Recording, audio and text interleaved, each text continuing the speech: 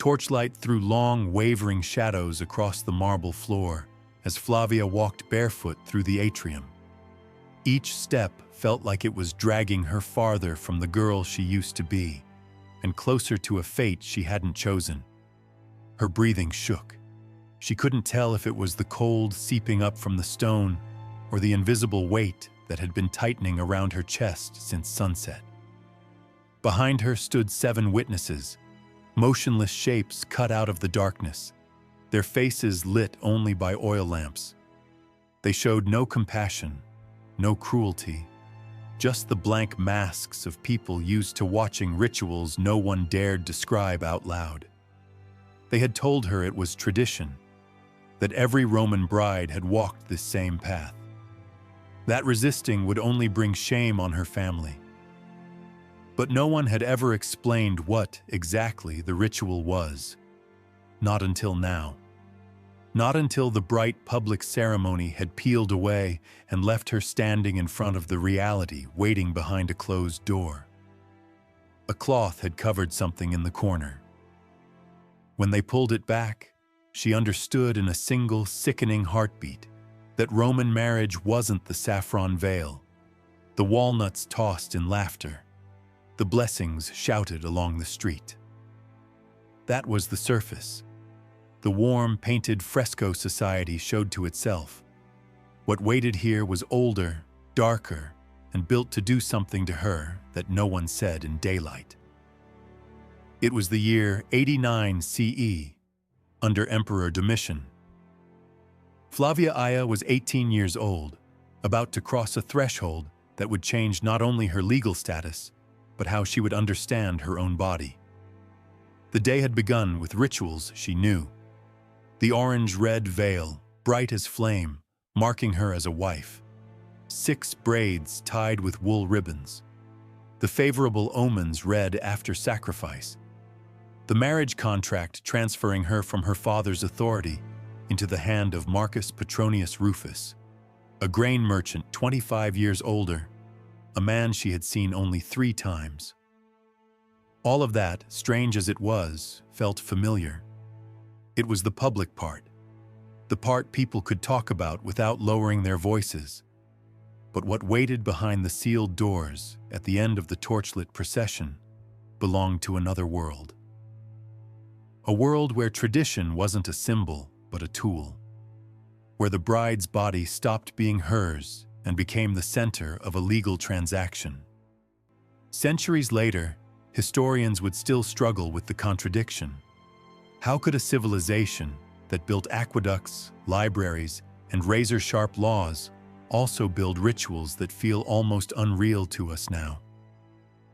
But Flavia wasn't thinking about philosophy. She felt only a quiet inner warning, growing like a crack. Something inside her was about to break, and she might never be the same. The wedding procession had looked, at least from the outside, like something painted on villa walls. Flavia moved through cobbled streets wrapped in her flame-colored veil, a symbol so ancient most Romans no longer remembered why it had started. Around her, neighbors shouted songs that were supposed to be funny. In reality, they were so explicit her cheeks burned beneath the veil. These were the fescianina, crude chants meant to drive away bad luck, but usually turning into a public spectacle where the bride was the target of jokes disguised as blessings. Her mother walked beside her, solemn in a way that clashed with the so-called joy of the moment. That morning, while braiding Flavia's hair, her mother had let silent tears fall. Not tears of nostalgia, not the sweet sadness of letting a daughter go. These were older, heavier tears born from something she had never dared put into words. Before Flavia stepped out to join the procession, her mother held her with a strange, urgent tightness and whispered so low only Flavia could hear, "Don't resist. Whatever happens tonight, don't resist. That's the only way to keep it from being worse." The words sank into Flavia like a dark omen. Young men in the neighborhood threw walnuts at her feet. a gesture meant to promise fertility and abundance. But the shells hit her skirt and slipped into the folds of her dress, and it didn't feel like a blessing. It felt like mockery. Some men shouted comments that made her shrink deeper under her veil. They said she was supposed to laugh because laughter had ritual power. But when Flavia glanced at her mother, she didn't see a smile. She saw the reflection of an old pain inherited and passed down like a secret no woman was allowed to speak aloud. The streets narrowed as the procession approached Marcus Petronius Rufus's house. 2 torches burned at the entrance, announcing this was where the union would be completed under law. The doorway was decorated with wool and green branches, a symbol of crossing from her father's protection into her husband's, from childhood into adult obedience. Marcus waited at the threshold. By custom, he lifted Flavia in his arms to carry her over it. Most people repeated the act without remembering it mimicked something violent from long ago, when men seized women by force. When the door shut behind them, the street's noise died. But the silence inside brought no relief. It was thick with eyes, with footsteps, with breaths that didn't belong to a private couple but to people summoned to watch, record, and if needed, testify. There were too many figures in the gloom for this to be called intimate. The warning from her mother rang louder now, threading through every shadow. For the first time that night, Flavia understood the public ceremony had only been the opening act. The real thing, the part that would define her place in Roman marriage, was about to begin. As her eyes adjusted to the atrium's dim light, Flavia realized she had left behind not just the street, but any illusion of privacy. Every object here had a purpose. Every person watching her was part of a mechanism built to legitimize what was coming. To one side stood the pronuba, the matron supervising the rite. She wore solemn robes and stood straight, as though she had watched the same scene play out for decades. Beside her was a priest of uncertain affiliation, murmuring prayers, old, maybe reshaped by time, as if trying to hand responsibility to the gods for something society had engineered itself. In a corner, 3 enslaved women waited with jars of perfumed water and clean cloths, eyes lowered, trained to see without being seen. Near the wall sat an elderly man beside a leather bag holding medical instruments. His presence was not a small detail. He represented the law. He wasn't there to comfort. He was there to certify. But Flavia's gaze kept snapping back to the structure covered in thick cloth at the far end of the atrium. It was oddly shaped, nearly chest-high on an adult. She didn't know what it was, but her instincts told her it was the heart of all this, the part no one explained.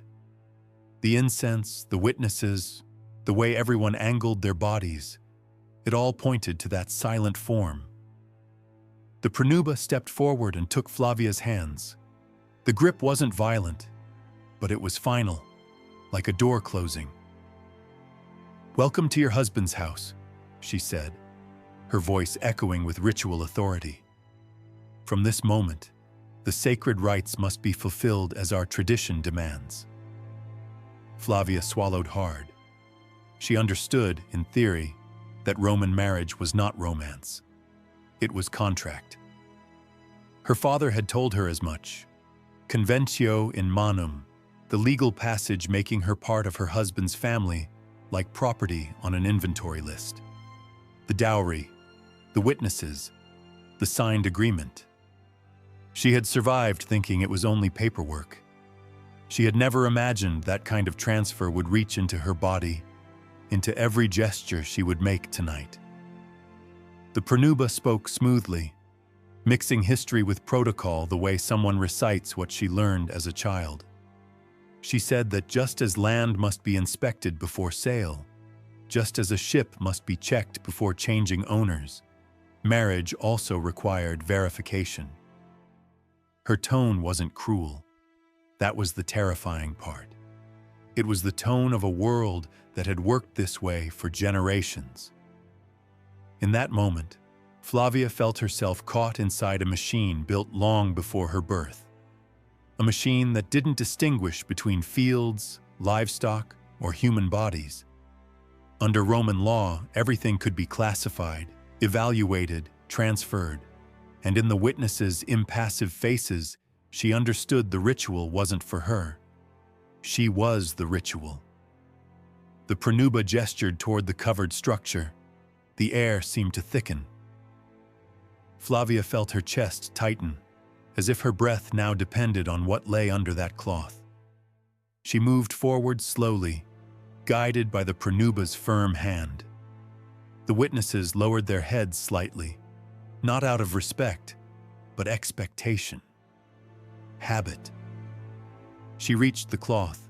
Her fingers found its edge, and when she pulled it back, the atrium fell silent enough to hear the lamps crackle.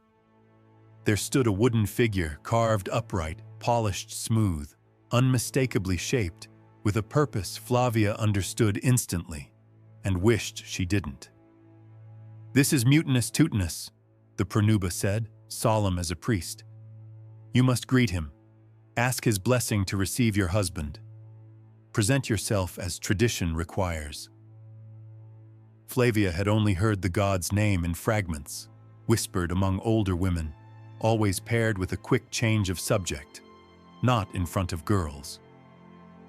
Mutunus Tutunus was the god of conjugal beginnings and fertility, so uncomfortable that Romans rarely displayed him publicly. Even so, ancient writers mentioned him in uneasy half-phrases. Pagan scholars referenced the rite vaguely but clearly. Early Christian authors wrote about it with outrage. Augustine later called it so improper that even describing it felt corrupting. Arnobius hinted that brides were placed before the god's symbol under their husband's eyes. Varro spoke of presentation and contact in terms that were polite on the surface but impossible to misunderstand. Their reluctance to explain was the loudest clue of all. Everyone knew what happened. No one wanted to be the one to say it. Modern retellings try to soften it. A symbolic sitting on the god's lap, a gesture without teeth. But the old words don't really support that comfort. They point toward initiation, submission, a deliberate breaking open of the bride into her role.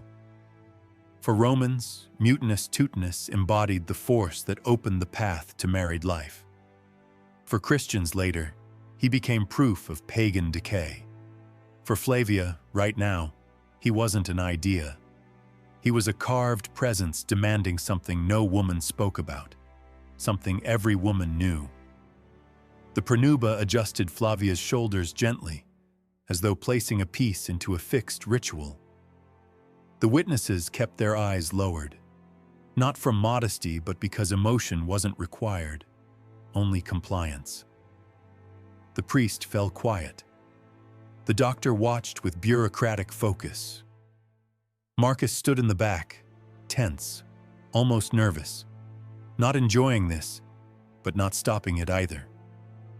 He, too, was trapped inside the role tradition handed him, and in front of Mutunus Tutunus, Flavia understood this had nothing to do with gods. It was a mechanism, an entryway into a world where her will mattered less than custom, where her body was an instrument in a process too old to question.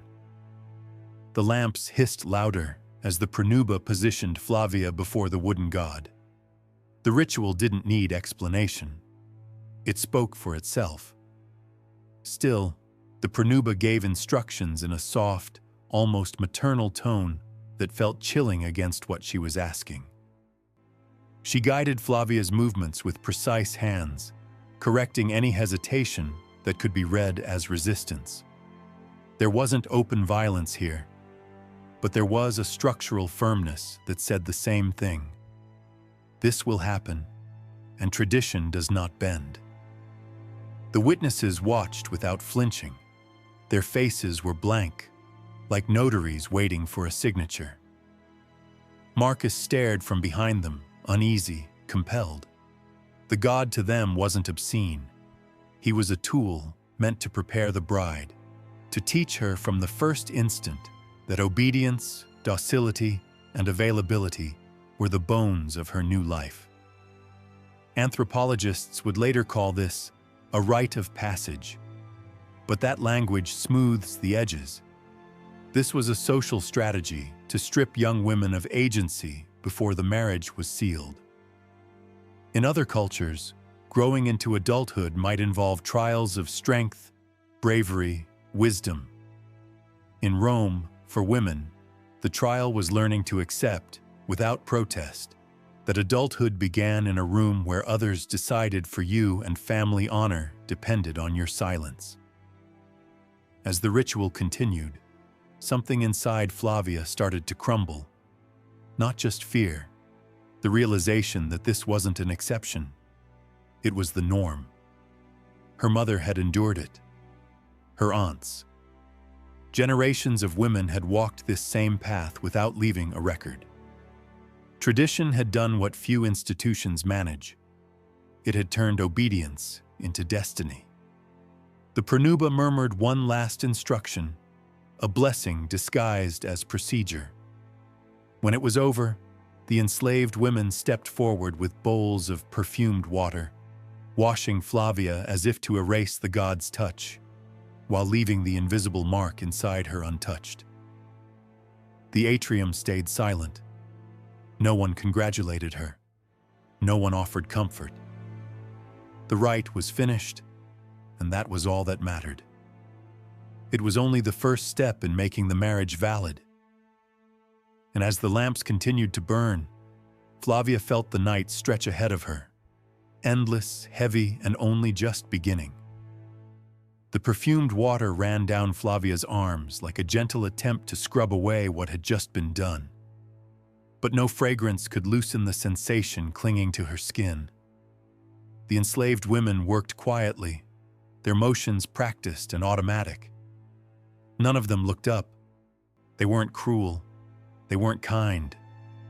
They were part of a choreography older than memory. Rinse, dry, prepare the bride for what comes next. When the last drop slid down her back, the doctor stepped out of the shadows. He had waited there the entire time, watching with the calm expression of someone attending a routine procedure. For him, it was routine. In Imperial Rome, a bride's body was a living document, a record that needed to be checked, compared, and certified. The law demanded proof, and medicine, or what Rome called medicine, served the law's hunger for certainty. The first examination had happened before the wedding.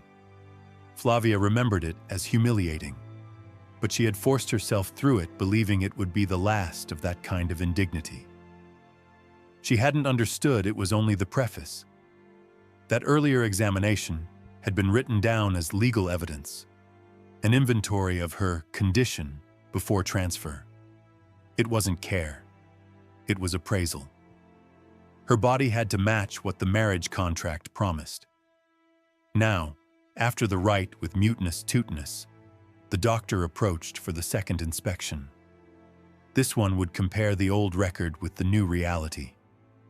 Flavia felt the reflex to cover herself, to step back. But there wasn't room for resistance.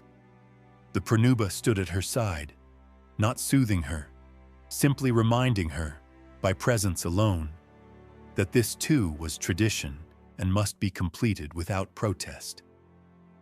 The witnesses hovered at a practiced distance like clerks waiting for the final seal on a contract. The doctor's hands moved with technical precision. His face showed nothing. His eyes were administrative, not human, as if Flavia were a parchment being checked before filing. This was Roman logic pushed to its edge. Her feelings didn't matter. Only whether the record aligned with the rite. Privacy, consent, modesty, none of these belonged in the equation. To Romans, this coldness wasn't violence. It was reasonable process. In a society where almost everything could be bought, sold, or transferred, marriage was another transaction, and female fertility was central to it. The transition had to be verified. The consummation had to be documented. Certainty had to be guaranteed. But for Flavia, each movement of the doctor's hands was another reminder that her body was no longer fully hers. Something inside her tightened and curled inward, searching for a mental corner where she could still feel untouched. Even that refuge started to dissolve beneath the man's sterile gaze and the ritual indifference around her. Centuries later, scholars would try to explain this through legal theory and anthropology, as if naming the mechanism could soften the cruelty. But what those explanations often miss is the human experience. The nakedness of being observed, evaluated, reduced to a list of confirmations. Flavia didn't know any theory. She only knew that tradition required her body as evidence. When the doctor finished, he nodded to the pronuba. That was the signal. No applause, no blessing, just a dry confirmation that the process could continue. And in that quiet nod, Flavia understood what she'd endured so far was still preparation. The next part would be different in form, but driven by the same logic. Make her body a document. Make her intimacy a transaction. Make her silence a condition. The ritual had not yet reached its climax. The longest, most exposed, most publicly policed part of the night was still waiting. The room prepared for consummation had been set long before Flavia arrived. It was not the private chamber she'd imagined in the days leading up to the wedding. This space was arranged for visibility. The bed sat in a deliberate position facing an open doorway. Lamps were placed around it to erase any shadow that might hide what had to be seen. It was a stage. The moment Flavia crossed the threshold, she knew it. The pronuba took her place near the entrance, upright as a ceremonial guard. Her job wasn't to protect Flavia. It was to ensure the act met tradition's requirements. The witnesses stood several steps away, not fully inside but close enough to see and hear what they needed for testimony. The enslaved women waited in the corridor, ready to enter only when the ritual ended. By custom, the door had to remain open through the entire night. There was no clearer message than that. Marriage in Rome began under public observation, not private affection.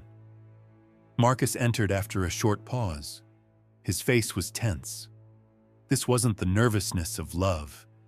It was the anxiety of a man who knew he too was being watched, measured, judged. In another life, another setting, he might have acted gentler. Tonight, he was an actor as trapped as she was. He cleared his throat, avoided Flavia's eyes, and looked toward the pronuba for wordless permission to proceed. With calm authority, the pronuba announced, "The bride is prepared. The gods have blessed this union. Let the consummation proceed according to the laws of Rome and the customs of our ancestors. Let the witnesses verify the completion of the rite." The words fell on Flavia like a seal snapping shut every possible escape. Her heart hammered against her ribs. She stood frozen in that first second, pinned between Marcus's presence, the pronuba's vigilance, the muffled professionalism of the doctor outside, and the weight of centuries pushing the ritual forward. What followed was not union. It was compliance. Marcus moved toward the bed awkwardly, like someone carrying the full pressure of observation on his shoulders. He didn't have freedom either. His gestures were shaped by expectation, the duty to prove he could complete what the law required. In Rome, masculinity had to be verified too. The hours dragged. With the open door, sounds traveled into the corridor where the enslaved women waited without speaking. From time to time, the pronuba gave a clipped instruction, mechanical, as if reading from a manual passed down through generations. This wasn't intimacy, it was procedure. The witnesses didn't react. They hadn't been summoned to feel anything. They were there to certify. For Flavia, every minute blurred into a mix of resignation, disbelief, and a growing sense of leaving herself behind. Her mind tried to drift away from her body, splitting in two just to survive the moment. There was no room left for tenderness, not even for shame. Only a strange emptiness, the emotional suspension countless women would discover on countless nights like this through centuries. At last, the pronuba declared the consummation sufficient for legal validity. Marcus stepped back and exhaled in visible relief. He had fulfilled his role. He looked like he wanted to say something human, something soft, but the witness's presence made any comfort feel forbidden. Minutes later, the doctor returned. His entrance signaled the formal ending.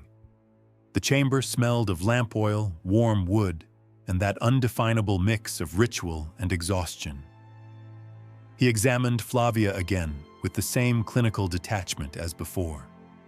He checked, verified, and when finished, he nodded once.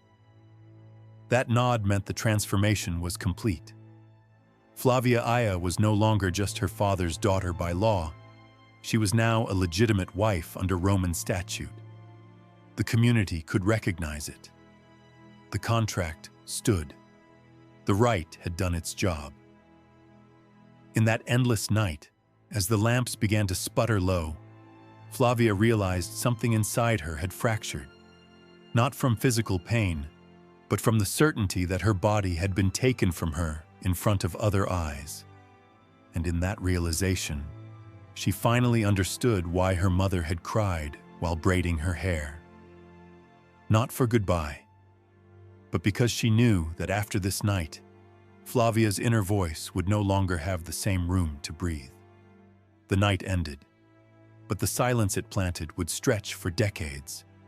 With dawn still distant and Marcus's house sinking into a thick, heavy quiet, something larger than Flavia's personal story was also unfolding.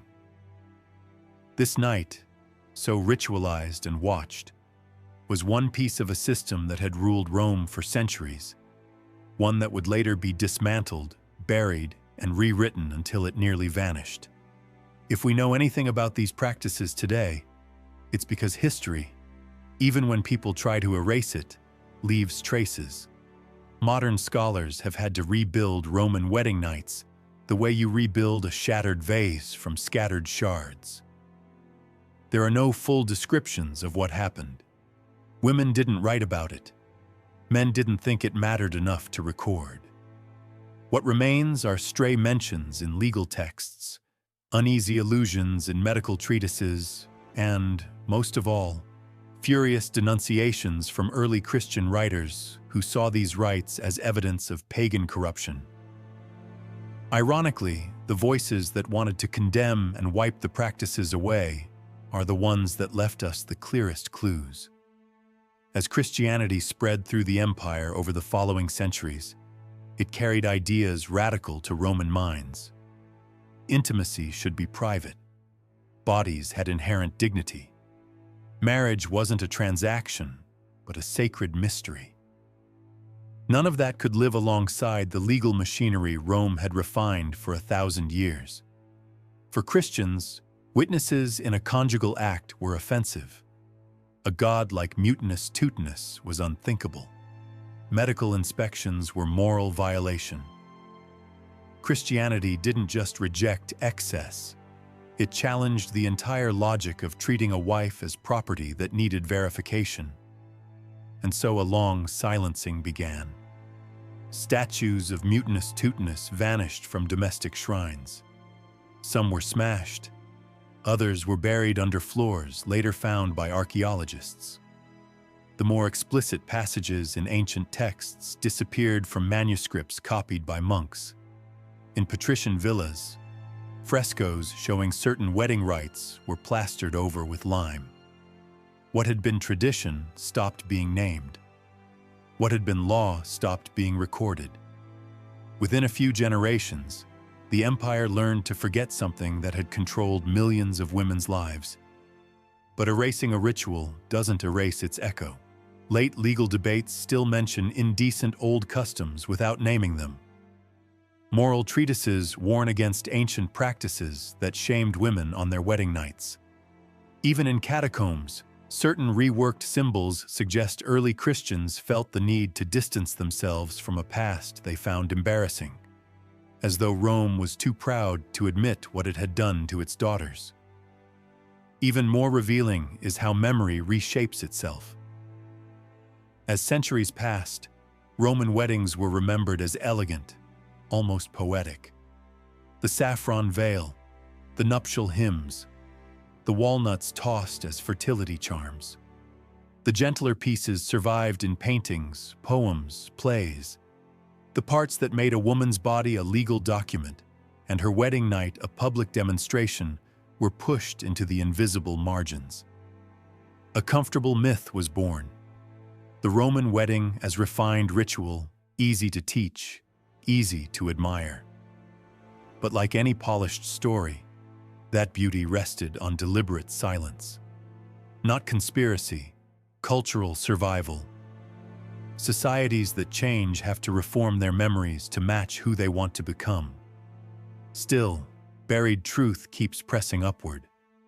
In every shard an archaeologist pulls from the ground, in every cautious footnote a historian writes, in every outraged Christian line, the same question beats underneath. What really happened behind those closed doors? Even incomplete answers force us to see Rome differently, not only as the cradle of law and architecture, but as a civilization that shaped women through rites we now find unimaginable. Flavia, lying in a chamber still heavy with oil lamp scent, knew nothing of how hard the future would work to erase her experience.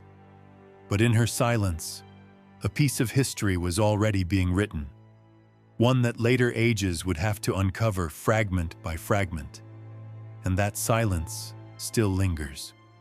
Morning came quietly to Marcus Petronius Rufus's house, as if the night before had held none of the rites that decided the fate of a Roman woman. The courtyard settled into its usual calm. Lamps were extinguished.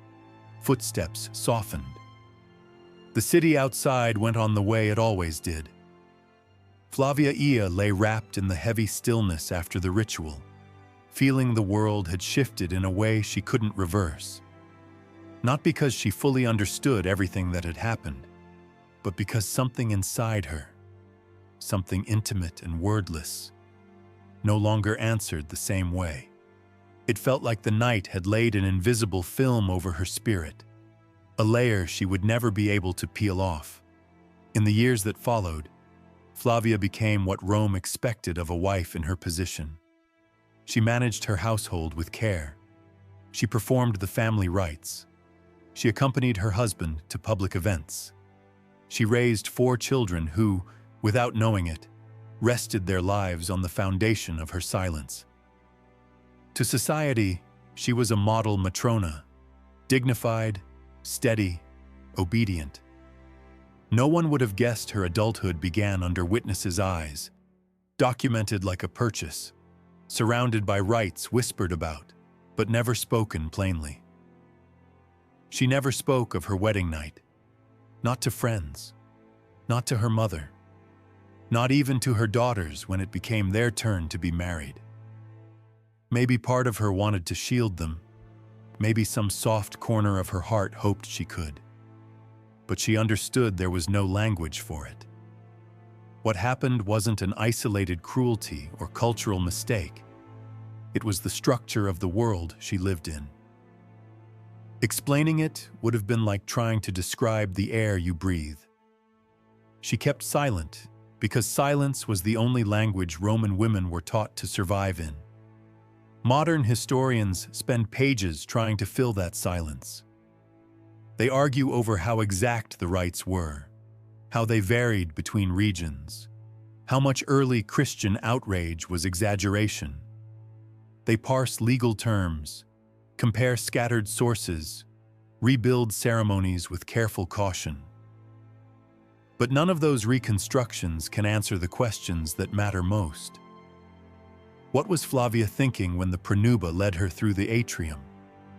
What did she feel when the doctor returned a third time? What piece of her broke in that moment?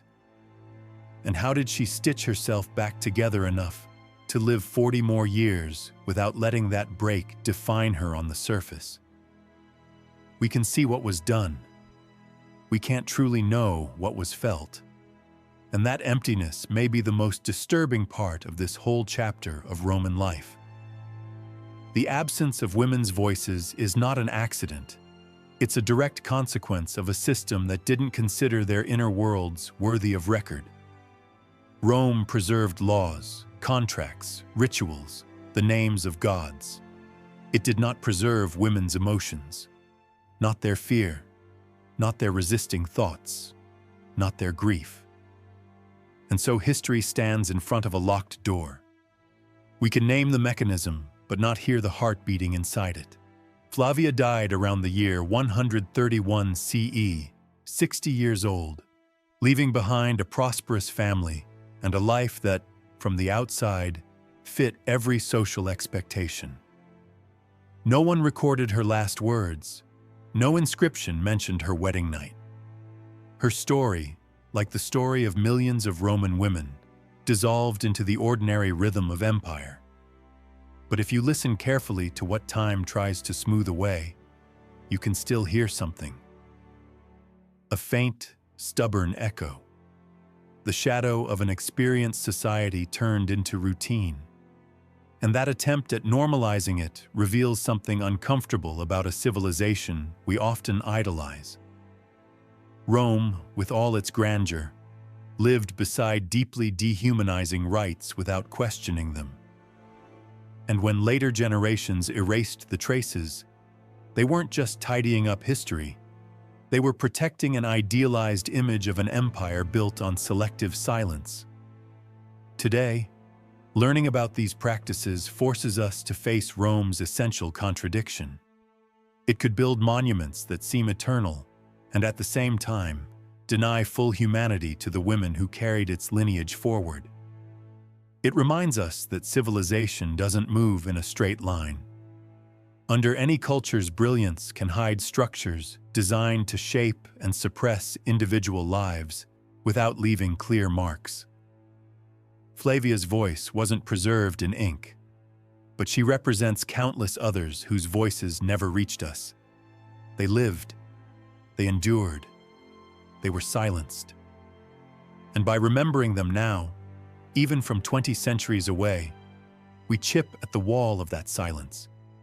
We admit what Rome tried to forget.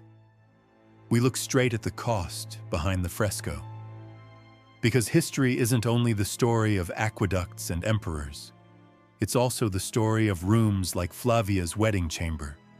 Rooms where law, tradition, and power pressed down on a young woman until she learned to disappear inside herself.